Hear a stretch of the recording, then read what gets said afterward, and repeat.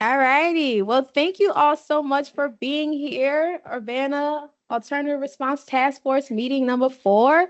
I want to start this meeting off by saying thank you to each and every one of you for being here. And also thank you for completing the 97 scenario assignment. I really, really appreciate it. I know it took a lot of thought. Especially, I got some of y'all emails, comments, so I know it took some thought and a lot of framework to get it done. And so we really, really appreciate it. And we want you to know that that truly helps shape the recommendations that we make for Urbana.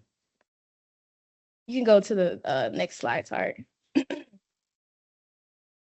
So just focusing on our meeting objectives for today, the first one is to discuss call narratives with less than 75% agreement. As you know, we asked you all to select whether or not you think that the narrative is more appropriate for a police response or a CR response. So we will focus on those calls that had less than 75% agreement, or at least the call narratives. Number 2, present on agreed on call types and the associated call volume of those calls. And then 3, discuss appropriate responder types considering the agreed on call types. I'm going to take it away and leave it to Amos for a couple slides. Everyone can hear me okay? On mute. Are you on mute, Amos? We can't hear you. Oh no. I am. There we go. We can hear you. Oh, you scared me for a moment. Okay. I guess it just took a moment to kick in. Well, hello, everybody. I'm going to try not to get in the way of the discussion, so I'll try to be brief. This pie chart shows overall on the 97 scenarios. So out of 97, close to 3/4, 70%, there was 75 to 100% of you agreed that, and I say yes here, meaning yes would be eligible for community responders. And sorry that, yes, so yes, eligible for community responders, green meaning go community responders. There, you can think of it that way. And then yellow is, there really did not seem to be consensus. Between 25 and 75% of you said yes, and between 25 and 75% said no. And then there was a very small number of calls that 75% of you or more said no. So those we call consensus no's. And we really wanted to spend our time here, a chance to have some discussion and focus in on where there really wasn't much consensus, where maybe half of you thought that a call would be a good fit for community responders and half thought not. So we want to try to identify those and dive in. If you move to the next slide, we can kind of show that by call type, because there was a huge variance there. So with like check welfare calls, all of those check welfare calls in the 97 scenarios had that 75 to 100% consensus. Remove subject, there were some calls that were kind of the 50-50 no consensus. There was a little bit of no consensus in the crisis intervention, and there was a whole lot of no consensus in the disorderly subject call type. So basically in disorderly subject, we'll be talking a little bit about that, but all of the, and by the way, obviously not every not every one of the calls that our team has reviewed is in the 97 scenarios.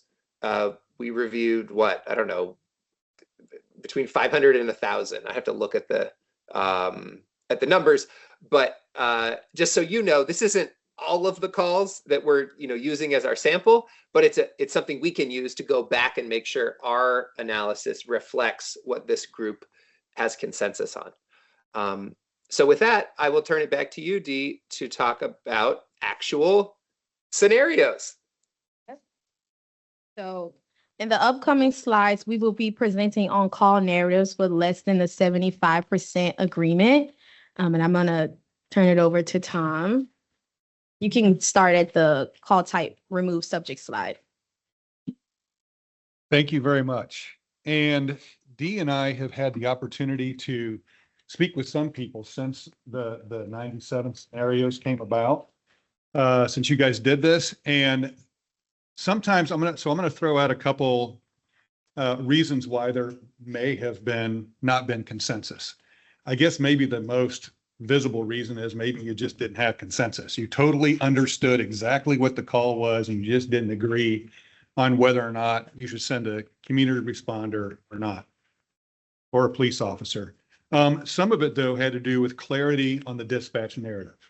Like, it just wasn't clear enough to really be able to make a decision. They are what they are, but it just wasn't clear enough. And maybe that's something we can discuss here. Like, maybe some of you guys are like, I didn't know what that meant. One of them was understanding the role of a community responder versus a co-response. Just making sure that you understood, like, this is the person we're talking about sending to that call and what their capabilities are. It might have been like, well, I would have given a consensus if I would have known if this factor would have been screened out. So maybe your answer would have been, maybe it would be a consensus as long as we have the proper screening process into place, which you can't always read just from the call narrative. So that's why we want to bring up a few of these, just to make sure that we can get as close as we can on the same page and at least understanding what the call was and any questions you might have to be able to help us as we move forward and deciding, is this a no-go or is this we need to make sure that we put these screening processes into place before we send somebody to that call. So we've got a lot of material to cover. So we'll just take a few minutes for each of these scenarios. But once I read the scenario, there's no judgment, right or wrong. No matter how you answered it, you don't have to front yourself out. If you said yes or no, you can give the opposite response if you want, if you think it spurs on conversation, but just to really have a brief conversation about each of these. So in the removed subject, there's 3 different calls that there was not consensus on that I'll bring up. The first is male refusing to leave and yelling at staff. Male is near the North Star Cafe. And I'll leave that open for anybody to discuss of why you think we should or shouldn't send a community responder to that. There's no wrong answers.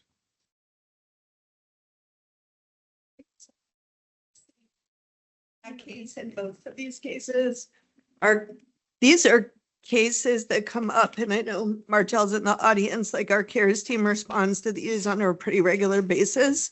So they're all things that basically within our protocol, we would go to. This happens a lot at the library. It might happen in front of Township. It might happen at Lincoln Square, the Illinois Terminal. These are places that are like very common.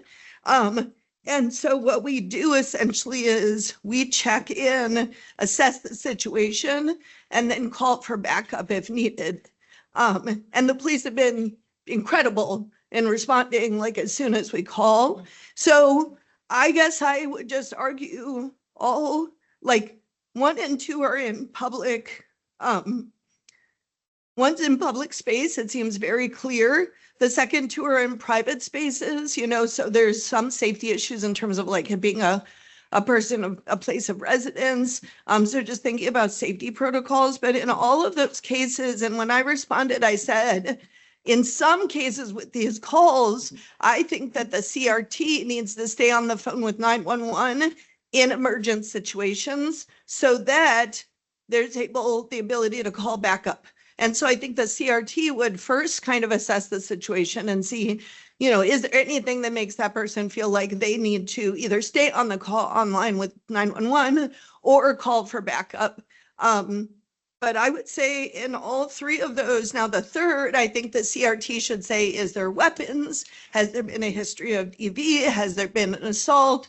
Is there threats? Are there actionable threats? And and I think 911 would be able to help. I've seen models where 911 actually loops in the CRT. So there's like 3-way, there's a lot of different ways it could be done.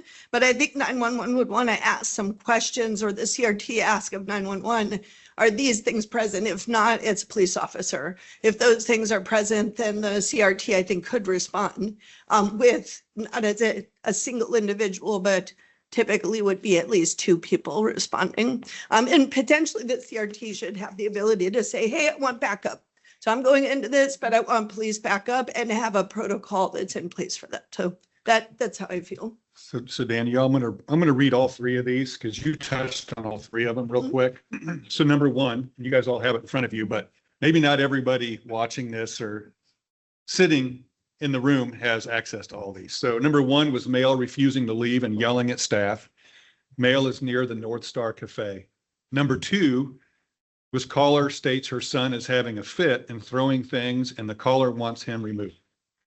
Number three, the caller wants subject removed from her house because he's drunk and disrespecting her. So if I'm hearing you right, with proper screening of the call and proper technology that would enable the CR, that if they got on the scene and saw it was something that was dangerous, that they had the opportunity to get to with police, which has an excellent response time, you said, when this happens, that is if those things were in place, then you say it would be more favorable to send a CR than not. Does it matter, like maybe finding out if the son is 8 or 17? Like these are things like it's an 8-year-old throwing his toys versus he's 17 and throwing knives. Yeah, you know, right. So screening. Okay.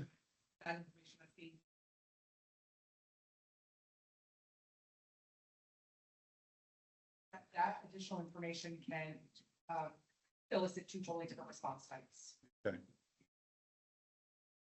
So this could have potentially been a consensus if properly screened, if the call was properly screened and they had access to call police if they needed to. Is there just because you push back doesn't mean you don't agree. I mean, if there's somebody that has wants to play the devil's advocate and say, well, what about this situation? This is a good opportunity to do that because the one thing I'm very impressed with Urbana is everybody we've talked to just wants the best for its citizens. So if we disagree on something or push back on something,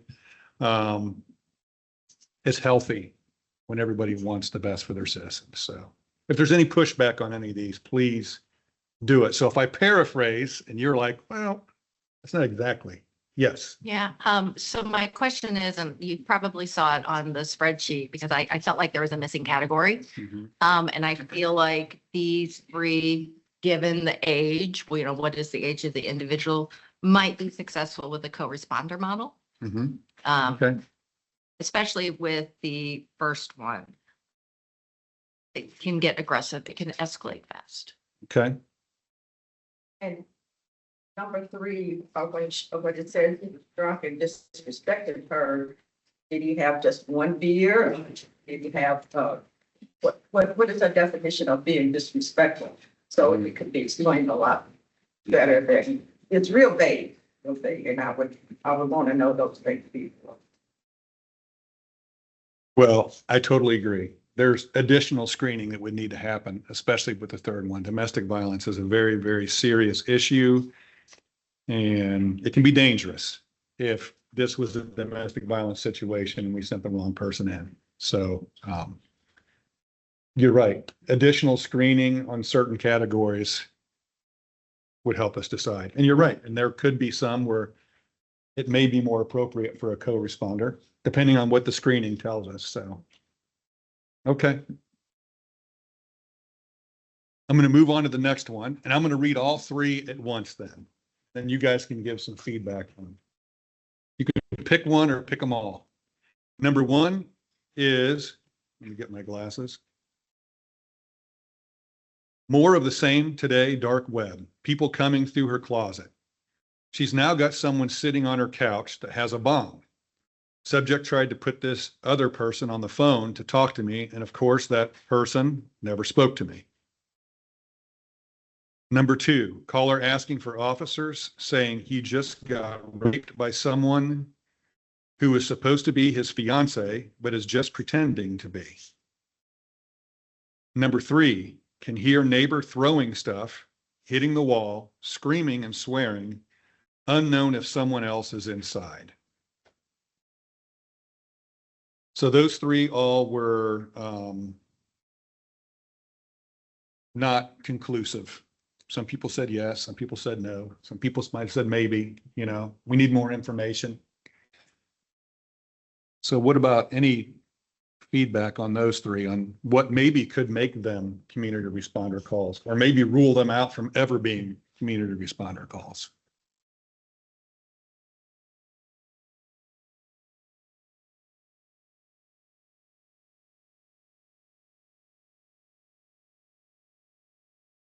Love to hear from any representative from UPD who are currently responding to some of those calls. You guys have any thoughts? Yes, I'm putting you on the spot. I know. That'd be good for other, you guys need to hear this. So yeah, this is good. I think that the points that have been raised already have been really good about further screening. I think anytime you're talking about the propensity for violence, there's a lot of subjectivity in that on what some people might consider someone who is upset. If you also have taken into consideration who the caller is and what their relationship is to that person, I don't think that any 3 of these, in my opinion, would necessarily need a police officer response every single time with more information. However, I think that each of these have certain indicators in them that could warrant that. So additional screening, additional questions, or making. I look at it differently. 2 and 3 in my mind, clearly police. They are highlighting violence in a crime. And evidence of a crime is of the essence. Number 1 can go the other way. Okay. It goes there. We both agreed we weren't going to say anything today. So now that Zach had to talk, I will talk. Now you have to. I- That's right. Now you're compelled. All 3 of Sworn to these. silence Don't around leave here. Don't leave your guy hanging now. That's right. Well, I felt very clear on all 3 of these. Even if a person has psychiatric history or an active psychiatric issue, that doesn't mean they're not in danger. And I thought it was to say, of course, that person never spoke to me was really irresponsible. Like, what if there is somebody? And in my experience, I also did investigations in a particular small world for about 11 years.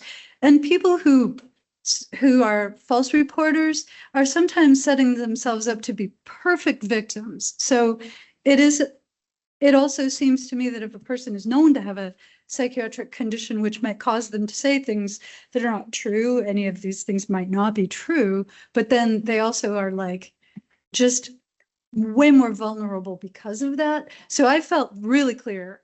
And yeah, they're talking about crimes. So anyway. So let's talk about that just for a second, then we'll move on. So You gotta respond. oh, I'm sorry. Go ahead. I didn't see around the corner there. It's connected. Sorry. Yeah, so probably not surprisingly, coming from races, I want to speak to number 2, that it's not clear what this person is wanting. So I understand from a law enforcement perspective that evidence is the most important thing. From a survivor-centered perspective, understanding what this individual needs and wants in that moment is the most important thing. If they're just wanting transportation to the emergency department, for example, they might not be interested in pursuing a process related to an investigation of a crime. So this, again, I think we don't have enough information to know what the need of this caller is. I will say the majority of the folks that we work with, especially who do go to the emergency department, do not end up making a report to the police department. So sending police to someone who might have no interest in being involved in an investigation could actually do further harm to them. So it's important that we understand what the desire of the survivor in the situation would be. But to ask for officers. So, right, if they're asking for officers, but I think that's again where we need clarification. What are they wanting officers for? Are they wanting officers for transportation, right? So, for example, races, we serve 4 counties, or even just thinking about Champaign County, often getting to the emergency department is a major challenge for our clients. And so one of the ways that folks often do get there is through police transport. That doesn't necessarily mean that they want an investigation of the crime scene. If it's their home, for example, it may be that they're just concerned about their physical well-being and they need a way to get treatment. So again, police may be the appropriate response, but if it is that they're wanting treatment or support or care, again, I understand the priority from a law enforcement perspective. That is their role, right? Is to secure the crime scene, investigate that crime. But often survivors are treated as evidence in their own victimization. And I think it's really important that we recognize that we need to be listening to what people want. Just saying they want an officer does not necessarily mean they want an investigation. I was simply responding to the ways. In the ways written, they are requesting an officer. They've highlighted that they just had a rape, which is an emergency. So that would be my. I understand that perspective and just think that it's important to get clarification from the survivor in that situation of what they would want. And I would also say I do appreciate that you're taking it seriously. I think a lot of responses for a situation like this where someone's describing something that might sound outside of the norm, that the response is disbelief. So I do appreciate that you're taking it seriously. But again, I don't think that we have enough information from the way that this is worded to know what the need or or what they're actually asking for is in this scenario. You know, it would be interesting to actually listen to this one, the caller, because, you know, for the dispatchers, they may not have another option than to send an officer. And so they're just typing in, he's an officer versus needs to speak with someone. You know, so I mean, if there was another option, it would be interesting to see. You know, I think everybody here would probably agree that someone called in and said, I want to talk to a police officer over a rape. Everybody in this room would probably say, okay, they were very clear about that. We need to send a police officer, versus if there were other options and they phrased it differently and said, hey, I've had an incident in my house. I need a ride, you know, or they said something different. But now that was the only option available. So that's what happened. So, but I guess depending on how the call was screened, that one, maybe they would ask for something different. Yeah. Is this on? Yep. Yep. For me, again, all three of these, I actually said, the CR response, not an armed response. My basis was there was indication that there could be potential mental health type of thing here. I didn't see any immediate safety concern for someone to potentially get, like what we're talking about, more information and then be able to call in police should there be that need. Again, potentially further escalating situations where I think a code or whatever the CR response might be able to help provide support and de-escalation. That's the context I was providing. So again, this might come down to better screening issues, people knowing what their options are. Is that like off base? To be honest with you, if some of you guys feel uncomfortable talking about these, you know, from a law enforcement background, number 2 and number 3 really set my spidey sense off, you know? Not bomb? That didn't get your attention? Well, I've been to those calls before and there's usually not a bomb. But it's healthy for me to hear your perspective. And it's healthy for those that think, you know, the perspective, we need to send a community responder to hear the police perspective. So as we decide on what the right answer is, this is a healthy conversation. So, yeah. Oh. Can I just say, I think the question, and I think it's important that as a body, we understand what tools does a community responder have? Like, be very clear, what are the tools in their tool belt? And I think one of the things that informed my response to mental health calls was the research around the use of tasers, which is a common police tool in mental health situation, especially suicides. This didn't speak to suicides, but there were quite a few actually. And we're aware that mental health crises are through the roof in our community and across the country, and that suicide is going up. And so I think about, I said in my response, my response assumes that the research on tasers being used as an interrupter for suicide is not the proper tool. There are few, there are instances where you can look and say, yes, that was the only tool and it worked, but the research shows that piece. So I think that it is, what does the community responder have? What are the tools that they have? And this gets back to like, are they just a de-escalator? Or do they have a linkage to the hospital as an LCSW or as an RN, or do they have EMT experience? Can they interact with somebody in a way and see, like, let's say that person's calm, can they do a medical evaluation in the field? And in the world of homeless services, there's something called street medicine, where folks, psychiatrists and nurses go out and they help to provide some level. And New York is doing this now because they're seeing folks die in the street. They've had hundreds of people die during this cold snap. I think what's so important is to have a medical eye. That's the tool that I think is so much. It's not only a social work eye, it's a medical eye. Police are not trained in that work, right? I mean, they may have EMT training and that's a layer that they can get, but so I just want to be clear that when I say this as initially, and I kind of agree with Lisa, like a CRT response, that means that CRT has linkages or connection or expertise. They're able to bring a medical eye and they're able to see the person is sweating. They're shaking, can you check your pulse? Can you see what's going on with them? Their eyes dilated, what's going on with them? And see, like, first kind of do a medical screening if it's possible. If you get there and you find out if there's more of a danger, then absolutely. So I think that protocol of the linkage between CRT and police is so important. And then knowing what are we talking about in terms of the tools. Yeah. And I just want to say, just to add to what Jaya said, is we see folks' story is affected by dissociation. So people who have gone through trauma, if they just got raped, they may say this person is supposed to be my fiance, and they are actually dissociating at that time because they just were assaulted through intimate partner violence. And so it's connecting in their brain to something else. Maybe they were raped by a former fiance, and their brain is making that connection in that moment because they're in so much crisis. And so I think really, like, not assuming that statement, I think there's a lot that goes into that to understand. Number 2 is the one where I feel like more questions, please. Like, what is it that you want? What, are you safe? What does your surroundings look like, et cetera?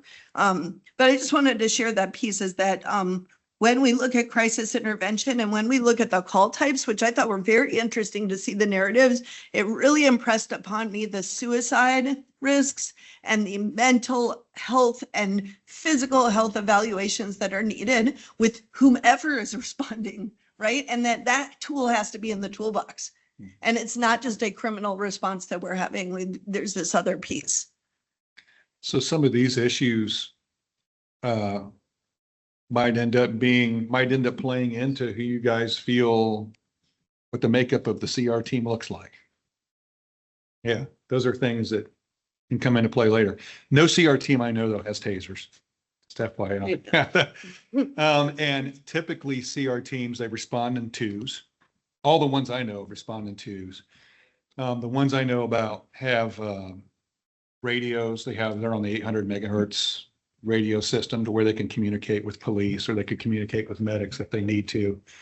And they typically go through extensive training on responding to calls and safety issues, personal safety issues and public safety issues and what to look for. And I think if they're wise, police and fire and medics are part of that training. They're not the whole training, but they're part of it because they're the ones responding to those calls now and will be able to help enlighten them on when to call us and when not to. So let's move to disorderly subject, unless there's anything anybody else wants to say about that one. Okay, disorderly subject. If I remember the slide right, this might have been the most controversial one. Am I right? Okay, right. This is the most controversial one, the juiciest one here. So I'm going to read off these 3 scenarios. Male asked caller for his lighter and then tried to light a crack pipe with it and the caller grabbed the lighter back. The caller yelled at the subject and called them names. Number 2, ongoing issue, neighbor keeps pouring grease on caller's vehicle. Very interesting. Number 3, Reynolds drive. What's a Reynolds driver? Tow truck. Tow truck, okay. Reynolds driver on scene to do a jump start. Customer not wanting to pay after the services was rendered. Customer getting upset with the driver. So those 3, any comments on why those might have been gray or grayer for everybody when in combination?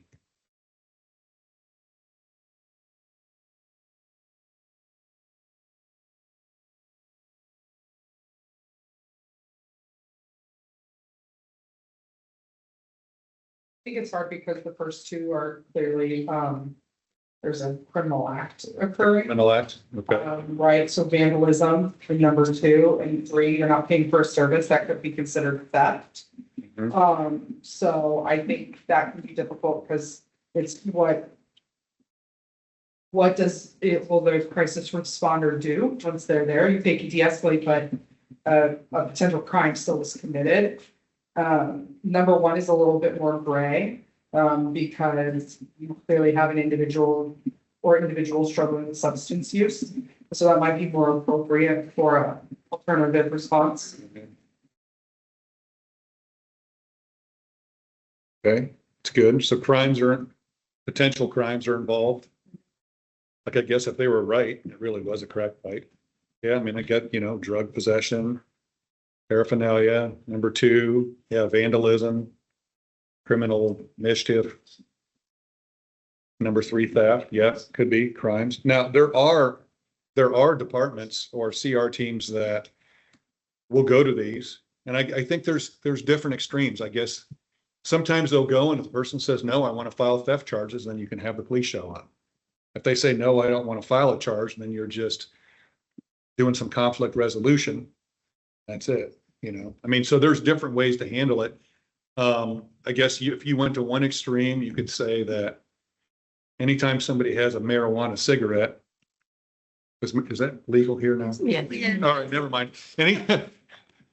Anytime somebody does something little, super minor, that we have to have the police involved. And some municipalities are really like, you got to toe the line or there's zero tolerance for you. They have that attitude. A lot of jurisdictions, they're not quite that stringent. And if people don't want to press charges and they just want conflict resolution, then they're okay with not having to do a criminal investigation on that too. So, some of this might depend on what's Urbana want.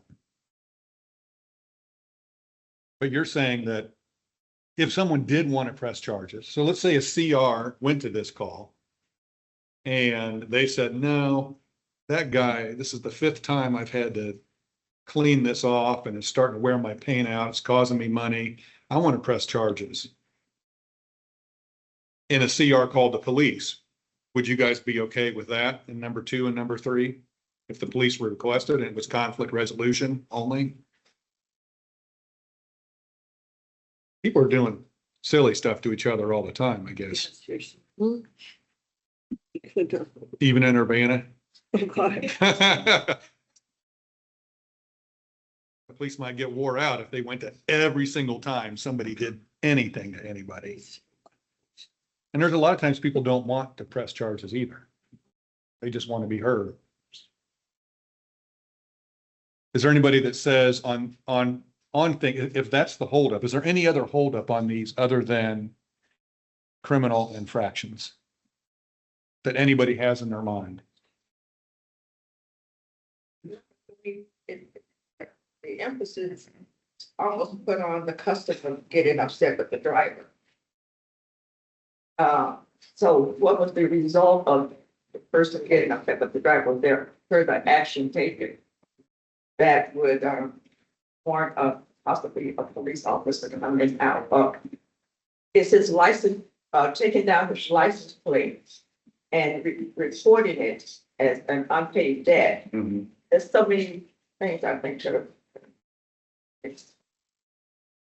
That's, I also, the framework that I come from is trying to keep the police engaged in higher level crime so they're able to respond and um, respond effectively and quickly, and these lower things that can maybe have follow-up later or they file a report. That's the concept that I also had, was a community responder that then there's somehow, and again, I don't know the technicalities, but essentially keeping the police to be able to respond to the higher level crimes and more immediately.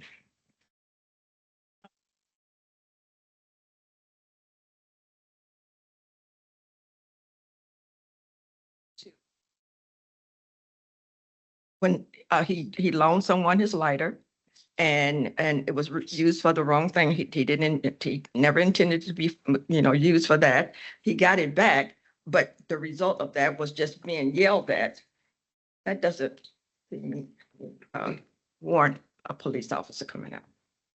People yell at you all the time.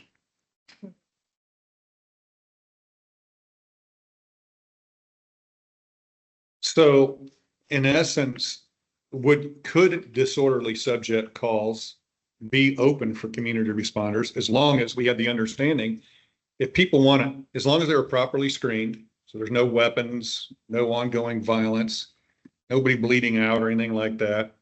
And with the knowledge that, hey, if people want to make a police report and they want to file charges on that, they have that right to do it. We can't deny them from doing that. And would anybody disagree that, would anybody think that, no, we have to just say standing order, no disorderly subject charges, or are there plenty of maybes in there that, yeah, it can be included. You just have to make sure that if somebody wants to press charges, they can press charges. And if it's properly screened and they're not fist fighting out there, the tow truck. Yes, ma'am. Is what happens when, number two, right, it continues to happen. And certainly like the first time, maybe send out a crisis team and ask them to negotiate the conversation. But if it's happened 5 times and the person is getting very frustrated. So I guess what I'm saying is part of that prompt should also be, how frequently did this occur? Or is, how many times, that kind of information, because that could change who gets sent. Yep. So history of location. Yeah. No, I agree. And just like the husband who was intoxicated, on an earlier call, wanting to do the history of that to find out, do we have domestic violence situations that have happened here that we need to make sure that we send a police officer, not a community responder? Yes, ma'am. Yeah, so I will say I kind of agree with Lisa that I lean more towards the sending another option with the backup if police are necessary. And this makes me think of early in this process for Urbana, when we were still working with Barry Dunn, that there was a conversation about what reports might be appropriate for online reporting, for example, right?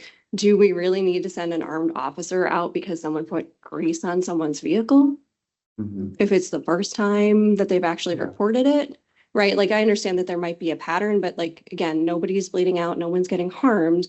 So I think with screening, I personally think that any of these could be options where we send somebody else out with the understanding, if there are exacerbating circumstances that there presents a safety risk or something like that, it might be appropriate. But this seems to me these seem like situations where making sure there's an option for reporting for folks who want to report that a crime occurred would be appropriate, but it doesn't necessarily warrant, without other factors, having to send a police officer out. Now, I think once the CR team is established, there'll be people meeting frequently to say, how's it going? How did this first month go? Do we need to make any adjustments as to what we're seeing versus what we thought we'd see?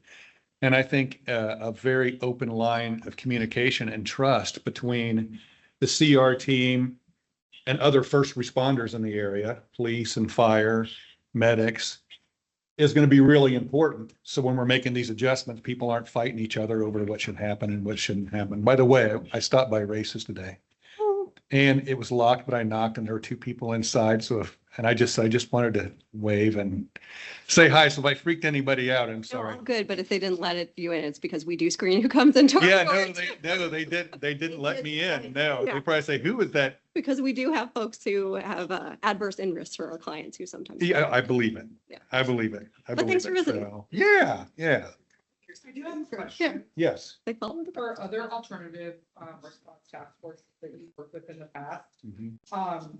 is the individual that the caller that's making the call being notified who's going to be dispatched, right? So if I'm calling and I'm like, somebody's doing this, and I'm expecting the police to show up, but an alternative response shows up, that's not what I want as the customer, that can also escalate a situation. So like, is there a process that the individual is notified, like, so we're gonna be dispatching this group of individuals and getting almost, I'm not saying 100% like their consent, but they at least know who's going to show up. Yeah, so for cities with programs, the call taker or dispatcher in this case would inform them of who would be responding. And honestly, depending on some cases, they might even say like, what's the most appropriate responder for this and kind of use their discretion, but they will inform them that a community responder is responding so that someone isn't upset that the police didn't show up. And when you have good relationships with people that are responding, even if it's individuals that are with Cunningham Township or Rosecrans that respond, if you got good relationships, the warm handoffs happen, you know? The CRs, if they're not the right people, but they know somebody else is better, they would call somebody else to come, you know? You have these warm handoffs. So these aren't like the CR team goes and that is it. You know, people make good decisions. Isn't the case, I know some models of dispatch, some models of dispatch are that the CRT and 911 are in the same space. And some models of dispatches, you get CRT on the phone while there's a 911 call, and some are referrals. I'm curious, and you don't have to answer this now, but like, I'm really interested in the data around success around those different models, Okay. because it seems like it seems like the first one has some real benefits in terms of timeliness and responsiveness, even if they're like separate offices, you know, but they're next to each other. And so I'm just curious about I think that collaboration between the CRT and the 911, like looking at best practices, and I know Center for American Progress put out a report about this that I thought was really interesting. So I just want to name that there's actually a lot of different models about how you do it. And I think the closer those two entities can collaborate, even if they're not physically in the same place, like co-training, and the same thing with police. Like, I think there needs to be co-training because there's trust issues, there's relationship building, there's bridging across different fields and skill sets. And so what kind of like joint training needs to happen to build those relationships and make sure they're really strong and trusting? Because you don't want that to be impacting the response time, double and triple guessing. Like, having really clear lanes and definitions seems really important. So I can just real quickly on that one. We will return to those topics in terms of dispatch process recommendation, as well as screening and also training recommendations. Totally agree the importance of coordination, trust building. I think that for me, the most helpful thing is to look at cities that have kind of all of the above. There are several cities that have a clinician in dispatch. They have teams that, you know, the in-person unarmed teams, and they have co-response teams. And they have figured out what makes the most sense, at least for them, which situations to do each of those things. Not to get deep into it, but in short, the calls here that may involve a person, the what we call a first party caller, the person themselves who may be experiencing mental health issues is the caller, that would generally go to the clinician in dispatch. Whereas the calls like remove subject and these other calls that involve, I'm calling about this other person whether it's a conflict I'm having with them or I'm worried about them, those would go to the in-person responder teams. Anyways, just wanted to give a short thing on that, but we can absolutely talk more about it. Okay, I'm going to jump to the juvenile problem one, and then I'm going to skip the last one, and then I'm going to turn it over to D. Now, the juvenile problem one, if question number one was snowballs, that would have been me. Actually, both these, I was like, that could have been me as a kid. So I feel a little guilty reading these. Group of about 7 juveniles throwing items at vehicles. One laid in the street, causing traffic to stop, and another threw a soda at a vehicle. Number 2, 5 juveniles threw a basketball at the caller while he was using the restroom and started making threats when he refused to give it back. Your thoughts on that?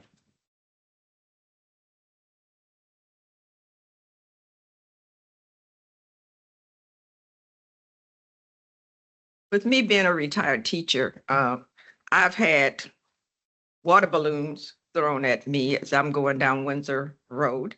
And my first thought was, from that, was it filled with acid? Things went through my head.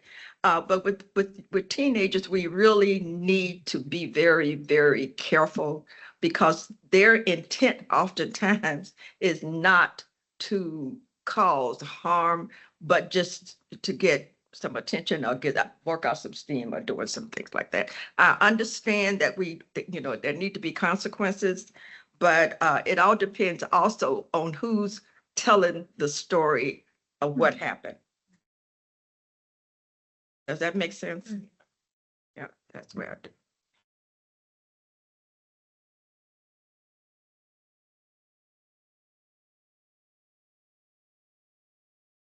I look at both these and I, as you were in schools, I could see both these happening at school, where teachers are dealing with them and not the police. But I can also see an area where somebody's laying down in the middle of the street and he might get run over, and you might have a traffic accident and a major issue where you would want the police, So any other thoughts on these?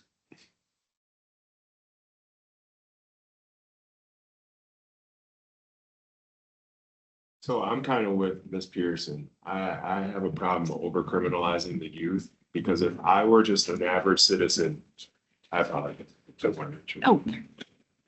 Thank you. I'll just say very briefly, if I were an average citizen that saw any of this, I would intervene. Or the point that all of this could have happened in a school. I was the kid that was throwing snowballs at cars. All of these things point to the fact I'm kind of surprised that we didn't have consensus on this, because none of them warrant law enforcement.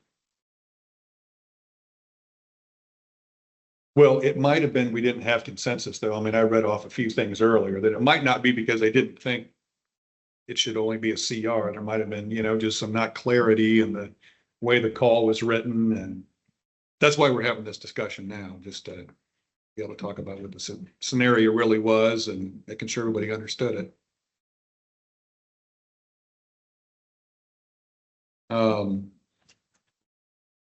Yeah, and I think too, at least when I was in the Dayton, Ohio area, when you talk about interacting with juveniles, depending on what neighborhood you're from, police, you had different interactions and experiences with the police than you did in others. You're from a well-to-do suburb, you didn't get in trouble.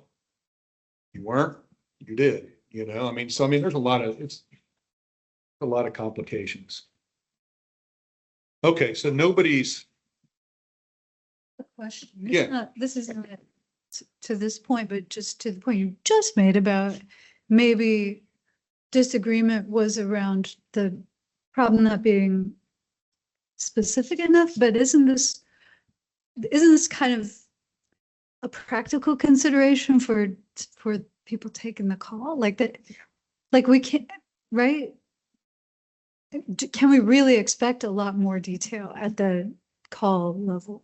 Well, I do think that we'll be asking dispatch to maybe add a different layer of screening to it. So I do think that ultimately we will have in more cases than there are now, more clarity because they'll have more options. Okay.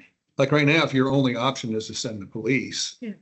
then you really don't, maybe you're busy, you're not running as many details. We've had for a really long time in this community, the option of CIT trained officers. And I don't even think that was going perfectly ever, right? Like I don't know what all of the pressures are on dispatch, but I was just wondering, is this kind of what we should expect?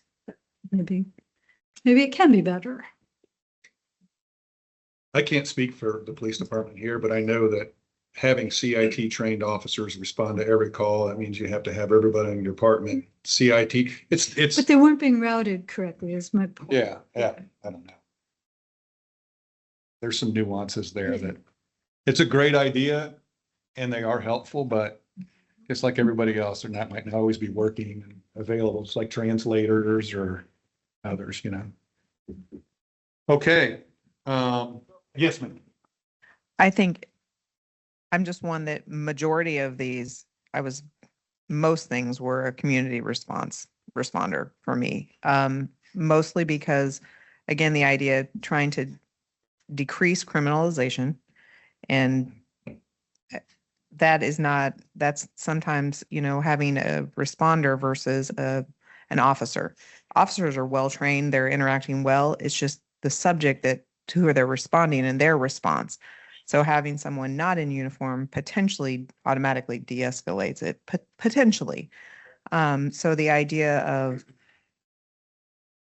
decreasing the escalation potentially, that maybe then doesn't lead to additional criminalization, increased calls, keeping the police, out. So again, a lot of my responses were based on a community response for those reasons. The idea, again, keeping police in high level crimes where they're really, really needed immediate response. So I just wanted to share that the majority of my stuff was a community response. And you did touch on something when you said well-to-do, wealthy communities, how they respond to the youth and the shenanigans that they display, as opposed to minority students in the minority community, how people respond to that. So we have to take all those things into consideration. That is why I think we don't hear about everything that happens in the white community. I mean, predominantly white communities that are shenanigans are more or less than you do in the Black community. So we really need to look at that as well. Mary Alice, and then we got to move on. These got live. We got a lot to cover and strict deadlines on getting out of here at 5. So two things. The first one is I feel like we have to think about culture and trauma. We're a very diverse community, and we have lots of people who are refugees, immigrants, and they're all coming from different cultural expectations. So I think that's one thing that we haven't touched upon yet. Thank you. We can go today. Amos? Yes. Okay. Thanks, everybody. I wanted to just say a word about what this means for, where are we at on what types of call types a program would handle? Because we want to be able to talk more about everything from dispatch processes and call screening, as I briefly mentioned, but also for today, the responders, who they should be, and people already began touching on that today. So as you're thinking about, who responders should be, this is sort of gives you a sense of what is the bulk of the calls, because you've seen a lot of different call types, but what is the majority here? And so you could see here that, the biggest chunks are remove subject and check welfare. Crisis intervention is pretty substantial. A lot of music complaints as well. We classified not only, did a call appear to be community responder eligible or not, but also what type of expertise the call primarily appeared to require from the responder. And of course, as you've seen from narrative review, all of this is a very inexact science, but the goal is to get a rough estimate that just helps you think about what expertise responders should have. So if you can go to the next slide. We used a few categories for calls like, panhandling or loitering, blocking a sidewalk or an entrance. We categorize that as service connection, where generally those responders, a lot of the skill that they're bringing in is being able to connect with people, first of all, and try to identify if there are relevant services that would really be important to connect those people to. So it's not just being like, move along, but actually building a connection and trying to introduce some helpful resources. Obviously, mental health is a category for calls that show mental health issues at the surface. Substance use, again, it's just about issues that are appearing on the surface in the narrative. There are others that are going to be like a glacier below the surface.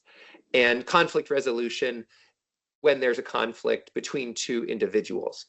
So if we can go on to the next slide.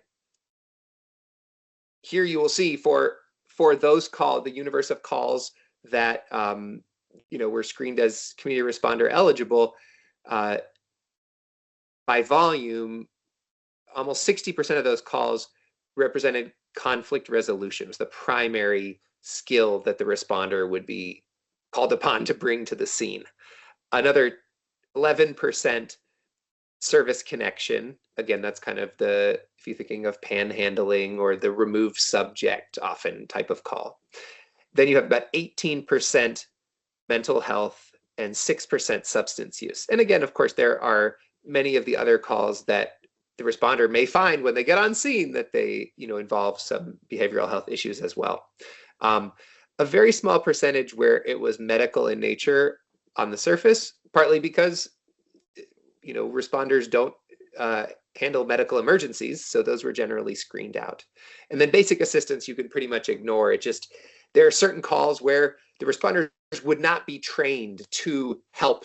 They're just like any person who showed up, going to try to help. So someone says, oh, my air conditioner is making a terrible banging noise or something. Well, we're not going to train the responders in air conditioning unit repair.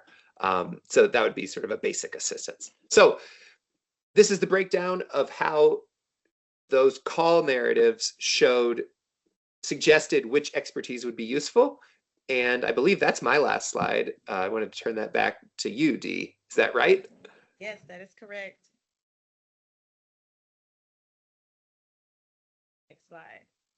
And some of this information was already presented to you weeks ago, but now as we are talking about responder types, it is more relevant now.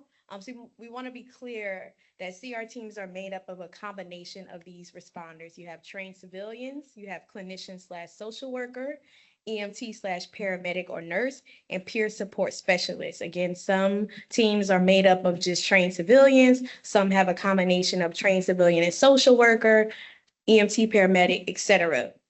And so regardless of your education, your background, and where you worked and what you've done, all of these responders are trained in some of the trainings that are listed.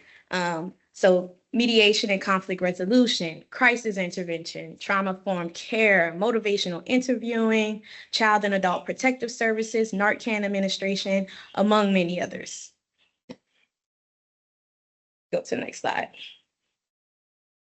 I only in this slide focused on the responder requirements and credentials for a trained civilian and a clinician. I thought it would be very clear what the requirements would be for an EMT or a peer specialist.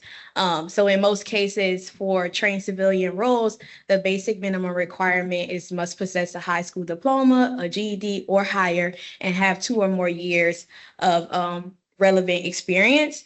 And then obviously a possession of a bachelor's degree is preferred, but not required because most of the work that they will do, or most of what they will do will be provided through training. They will get training to do the work. And then for trained clinicians, oh, I'm sorry, let me backtrack. Albuquerque, because I'll show another slide and it'll show that they have two different responder categories. So the minimum requirement for this team is a trained civilian, but they do have different team types where there's a trained civilian and maybe a clinician, and then some where it's just trained civilian. But even if you wanted to apply to be, let's say, a part of Albuquerque's community responder team, the minimum requirement is, a high school diploma or something equivalent. Now, let's say if you are a trained civilian, then there is a separate application for that role, but you would be a part of the same team. So that includes a bachelor's degree for their tier 1 behavioral health responder, and for their tier 2, they must have a master's degree and 4 years of experience. You can go to the next slide. So here's that responder type by city, starting with clinicians, and then at the bottom going all the way down to trained civilians. So as you'll see, Albuquerque, it has an added risk on the bullet point, because again, some of the responders are clinicians and some of them are trained civilians. There's another one, same with Durham. Durham has a combination of all of them. It has like a paramedic, a clinician, and a peer specialist. There is an added risk on Cincinnati, and that is because when they first designed their program, they initially had a team of, I believe, an EMT and a clinician, and then later they added a team just with trained civilians because they recognized there are other calls that could be better handled by someone who is just trained instead of having experience in EMT and clinical work. So you can take a look at this chart a little bit later to see how cities have been designing their teams. But again, like I said, people are using a combination of approaches. It honestly depends on what type of calls that they are handling. Obviously, you want responders who are equipped to handle calls related to, if they're handling calls related to medical emergencies, I'm sure I would want an EMT or a paramedic. But if they're handling calls that's just related to conflict resolution, I would want someone trained in de-escalation and mediation. All of these teams that were put on here, I filled them based on the calls that were very similar to what we're proposing here in Urbana, which is close to those service connection and conflict resolution type call types versus focusing just on behavioral health and medical calls. You can go to the next slide. And so I wanted to go through some of the advantages of having each responder type. That way you all can get a better idea of what responder type would be more appropriate for Urbana as we consider the call types that we've just discussed. So for a clinician or a social worker, they have the ability to do clinical assessments on scene and can conduct whether this call is related to mental health or suicide risk, and do those suicide risk assessments in the field, as we've just mentioned earlier. They also have training, or extensive training at least, on recognizing mental health and substance use issues. And then lastly, they have familiarity with mental health systems and services to better support the caller or the subject.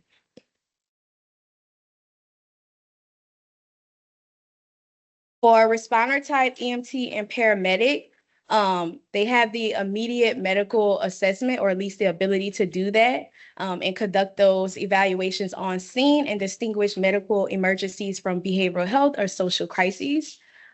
Which then can lead to a reduction of emergency department transports, so they can provide some of those services without that ER involvement, clearing up our ER for real medical emergencies. And then lastly, they have the overdose response capacity. They can administer naloxone and provide post-overdose care.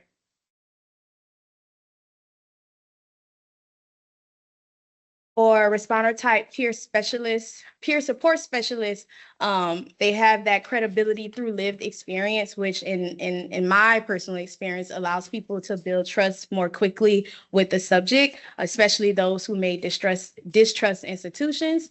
They have that reduced power differential. So it's like, it's not me versus them, or I feel like they have the ability to take me to jail or move me along. It's just more of a human to human kind of approach. And then 3, it's cost efficient. Having someone with peer support specialist experience is cheaper than having someone such as a EMT or a clinician on the team. And then lastly, we have trained civilian.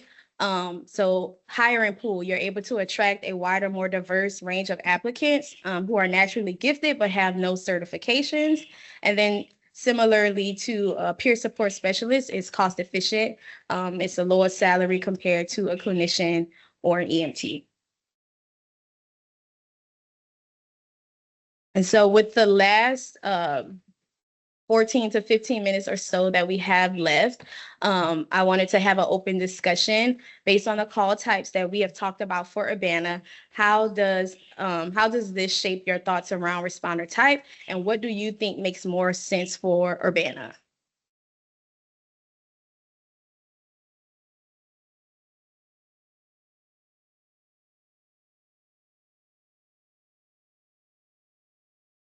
Linton looks like she's getting ready to say something.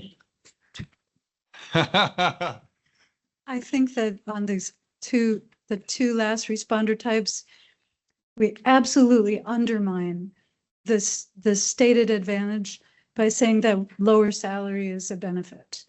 There's a huge workforce shortage in this country, especially in Champaign County. And part of the problem is the low pay. So if what we really want is just not to have to pay people very well, that's great. But they're not going to stay. They're not. And in the crisis space, people actually get better at this work the longer they do it. So if they don't stay, they're not going to get that much better. They're never going to make the case for the 2 advantages that you list first, which are credibility, which is huge, and that's saving lives, not money. And then a more diverse workforce is absolutely critical in this community. So we undermine that ambition too by saying we just don't want to pay people. And unfortunately, we have a bad track record in this county and in this country for underpaying people who are members of racial and ethnic minorities, who are exactly the people we want to have in this space, developing expertise by doing the work for a long time. So I'm sorry. I was thinking about this when we went through the case studies too, that like my approach to this was that everybody's getting paid the same, not that you're saving money by sending somebody else instead of police. I was also under the assumption that if police show up, they're not just there to kill somebody. So now to see cost efficient listed as an advantage makes me kind of sad. I think it takes the steam out of the other advantages, which are so real. Anyway, sorry. I wanted to just jump in quickly just to clarify, because it's absolutely, we don't want to send the message that we're just looking for the cheap option. But just to be clear, with the staffing challenges that there are, the question here is, do you require, we will only look at applicants who have, an LCSW. That's where you're saying, okay, if you do that, you're going to have, frankly, a much whiter and much smaller hiring pool, and you will have to pay a higher salary. So I just want to be clear that we're not trying to say we want to pay less money, but just to be clear about what other programs have found as a result of requiring we will only look at applications from people who have LCSWs.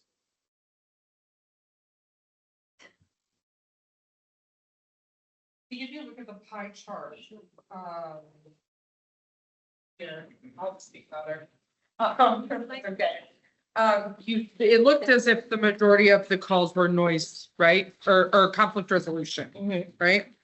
And so, and research does show that individuals with that peer support component really do a much better job with conflict resolution. I mean, the research really is out there that supports that. So if we want to go based off data, I mean, it would really behoove us to really be peer support heavy, right? And there are so many things out there recognizing peer support that I think will garner even increased wages, like CRSSs. Like, we're recognizing them as a vital role in our community.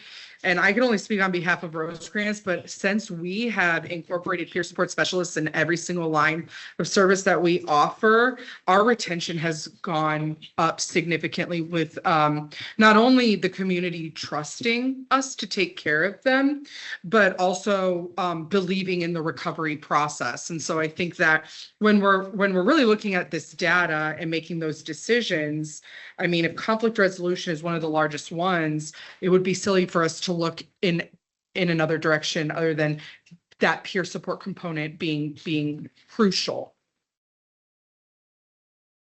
I'll build on that. Again, the conflict resolution, basic assistance, service connection, those are all things, again, if you build on what you said, the training, robust and really good training, you don't have to have an LCSW to learn and, have all this history and training and degree to be able to effectively provide those services. We're looking at around 25%, maybe leaning towards the mental health, substance use area that I would say, you may want a higher level clinician with some background and training. So I agree. I think there's a heavy component of the trained, whatever we're referring to them as, the peer support specialists. Yep.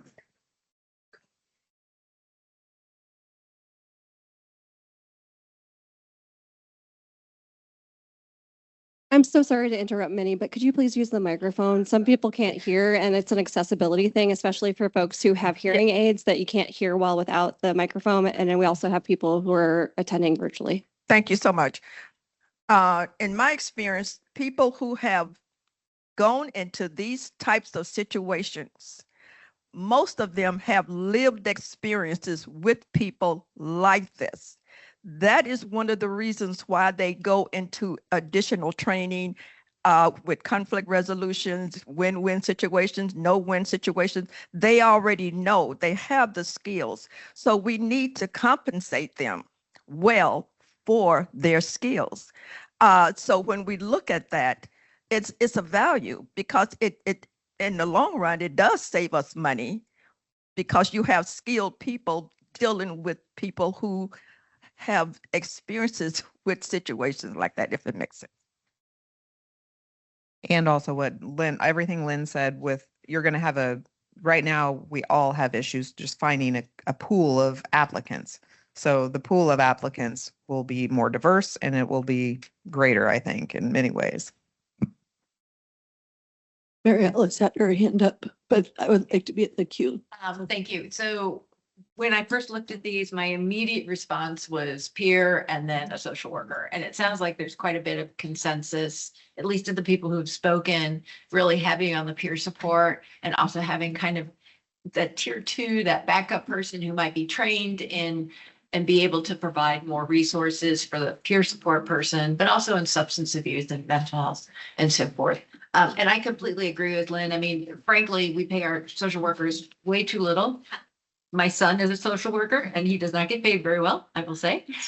So I think not only for the peer support people, but also for the social workers, let's not undervalue them by saying you're not as skilled and not paying them to that. So one of the things I would recommend, which is kind of emergent in the field and what we do at Township, is that I have a pay scale that looks at experience and education and provides years, like equivalency of education experience. So I have folks who work in my office who may not have graduated from high school, folks who may have a AA degree, et cetera. And so I think it's really important to pay for experience, right? So not all peer is the same. Like, you look at years of experience and you see people level up very quickly in their pay as they gain experience. I also just want to say, my CARES team just walked in during this conversation. And so they are, so many people in this community call these 3 individuals who are in the audience and ask them for support at all hours, 7 days a week, and they get paid just a fraction of what they should be paid and what the police are paid. And it's really painful to me to look at that, like a police starting pay, no education requirement, $75,000, $80,000. In my office, it's like $40,000. It's just, it's not equitable, and we have to address that issue. The second is, just to speak to, I have a nurse who currently works in our office. And she actually came in as a intern and is now a case manager. And my eyes have really been open to how important it is to have a nurse. I don't think I ever want to be without a nurse again. So I just want to name that, like, a nurse can do all kinds of things. If there's a diagnosis, a nurse can do injectables in this field, right? So as long as and they don't have to, they can be attached to a different agency that doesn't have a medical oversight, as long as that person has a diagnosis from a Dr. Christy Carl, et cetera. So I really want to put in one for nursing and nurses. And then I think what Lisa said, who is an LCSW, like clinical oversight of the peer support, because a lot of times the peer support folks in our office are constantly asking questions about how do I need help. I've gotten this really difficult case. A person is sleeping outside. It's 10 below. They're pissing on themselves. This is a real story. They're pissing on themselves. They're freezing their blankets. They won't come inside. I'm afraid they're going to die. That was one of the winter.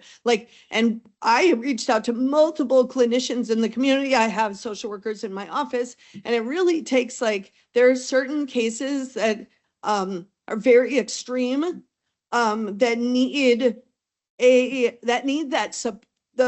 the peer supporters need the clinical person to troubleshoot really difficult cases.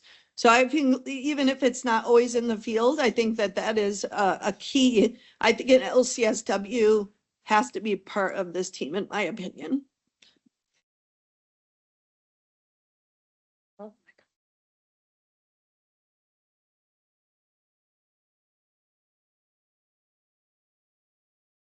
Any voices to the left side of the table? Matthew, Lisa W., any thoughts?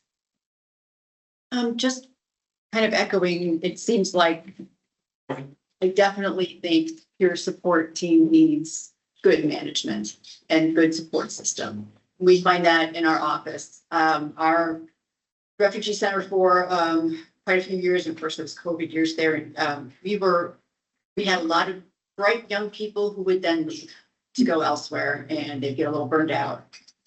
Since we've hired middle managers, our retention has been so much higher. And they've spent a lot of time one-on-ones with people, with our case managers, making sure that they get the support they need to make sure they get the professional development and the training that they need, and just having that voice to rely on to help you in any sticky situations has been absolutely invaluable. So I definitely think if you're going to go peer support route, you definitely need to build in proper management, and certainly an LCSW has got to be there to advise on those more difficult situations. And the other 30% sounds like it is more of accurate clinical, which could be managers as well. Managing the 70% of peer support group. I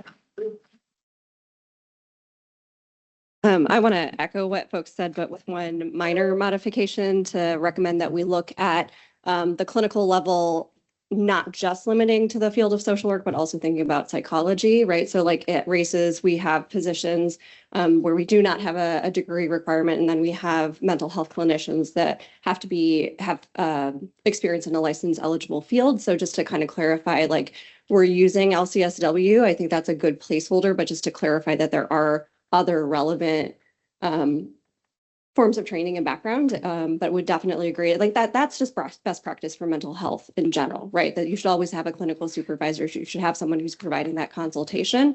But yeah, just to echo what folks have already said, to not devalue the work of the peers that are doing so much critical work in our community already, and to just echo again the importance of competitive and fair pay. And I just have to give a shout out to the mental health board, because when we make that argument to them, and actually the city of Urbana, nobody bats an eye. And I think it's really important to name that and to expect the same from the city in the way that they are awarding grants to grantees, that would continue to be the same for any folks that they might be bringing on internally as well. Chief Boone, I'll let you have the last comment. Really short. Who does the training? Mhm.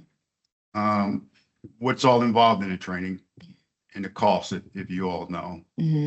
I can give you like a estimate chart in terms of cost, but just to answer who does the training, so we would rely on the local resources. For example, you guys doing some of the scene safety training, so enlisting UPD to do some of the scene safety training, maybe having CAD do the radio training, or if you guys are the best people to do the radio training, enlisting Courage Connection to provide certain training in regards to domestic abuse, acknowledging when that may be occurring, just really relying on the local resources that are already here and available to do some of the training. There's a lot, you guys do a lot in terms of trauma and resilience, relying on those folks to come in and train them as well.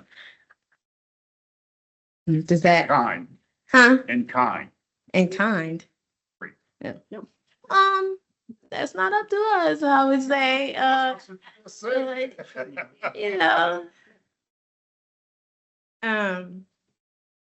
But yes, I do hope that answers your question about who would be providing the training. And I'm pretty sure most of the time the training is paid. People are paid for their time. No, in my mind, I just thought you guys had a group of folks that you referred cities to do training, et cetera, so. No, I mean, there are national people, but I think you get the most bang for your buck and the most accessibility when you rely on the local resources. I think it doesn't make any sense to have another police department come and do scene safety training when you guys are right down the street. Police department will do the training, some of the training. Yes, some. Okay. But, I mean, we're not forcing you to do anything. No, If you say no, then we can't make you. But No, or I some can't absolutely make would you. not say no. I Mhm. just wanted that out in the atmosphere. Okay. Yes, it would be a lot of collaboration amongst all first responder teams and units, even fire as well. Okay. We are very short on time, so I will say that the next Alternative Response Task Force Focus Group is April 2nd. In the meantime, I will be reaching out to you all to get better understanding of the responder type that is best for Urbana. I heard peer support specialists. I heard having some type of clinical supervisor or manager on the team. So we will continue to work with you all to decide what is best for Urbana. Thank you all so much for an amazing meeting today. We appreciate it.